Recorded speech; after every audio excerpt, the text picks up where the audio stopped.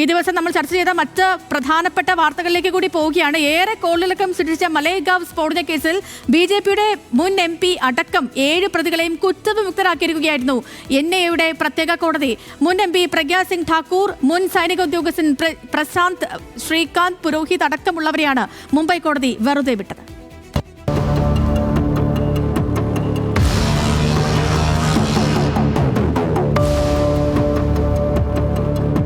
രാഷ്ട്രീയമായടക്കം ഏറെ വിവാദങ്ങൾ സൃഷ്ടിച്ച കേസിലാണിപ്പോൾ 17 വർഷങ്ങൾക്ക് ശേഷം മുംബൈ പ്രത്യേക NIA കോടതി വിധി പറഞ്ഞത്.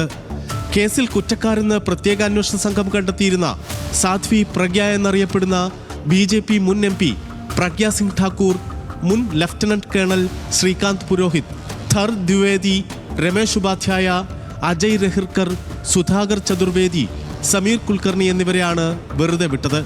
പ്രതികൾക്കെതിരെ ആരോപിക്കപ്പെടുന്ന കുറ്റങ്ങൾക്ക് തെളിവുകൾ കണ്ടെത്തുന്നതിൽ പ്രോസിക്യൂഷൻ പരാജയപ്പെട്ടെന്ന് പ്രത്യേക കോടതി ജഡ്ജി AK ലഹോട്ടി വിധിന്യായത്തിലൂടെ ചൂണ്ടിക്കാട്ടി. സ്ഫോടക വസ്തുക്കൾ പ്രതി കേണൽ പുരോഹിത് ഉണ്ടാക്കിയെന്ന അന്വേഷണ സംഘത്തിന്റെ ആരോപണം തെളിയിക്കാനായില്ലെന്ന് കോടതി പറഞ്ഞു. RDX വീട്ടിൽ സൂക്ഷിച്ചതിന് തെളിവില്ല. പ്രതി പുരോഹിതിന്റെ ഒരു വിരലടയാളം പോലും ലഭിച്ചിട്ടില്ല. സാധ്വി പ്രഗ്യാ സിംഗ് ഠാക്കൂറിനെ പ്രതി ചേർത്തതും കോടതി തള്ളി. സംശയമുണ്ട് എന്നതുകൊണ്ട് മാത്രം വ്യക്തികളെ കുറ്റക്കാരാക്കാനാകില്ലെന്നും കോടതി വ്യക്തമാക്കി.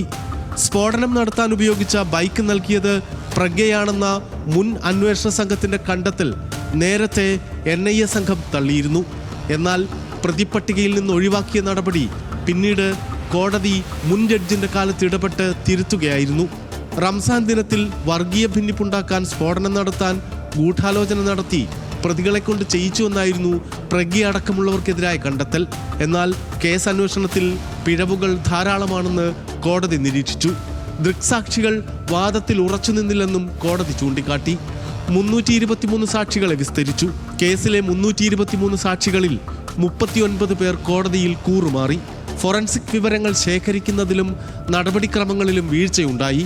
2008 സെപ്റ്റംബർ 29-നാണ് സ്ഫോടനമുണ്ടായത്. 2007 ഫെബ്രുവരി 2-ന് രൂപീകരിച്ച അഭിനവ് ഭാരത് എന്ന സംഘടന വർഗീയ ഭിന്നിപ്പുണ്ടാക്കാനായി സ്ഫോടനം നടത്തിയെന്നായിരുന്നു അന്വേഷണ സംഘം കണ്ടെത്തിയത്. മുംബൈ ഭീകരവിരുദ്ധ സ്ക്വാഡിന്റെ കണ്ടെത്തലായിരുന്നു ഇത്.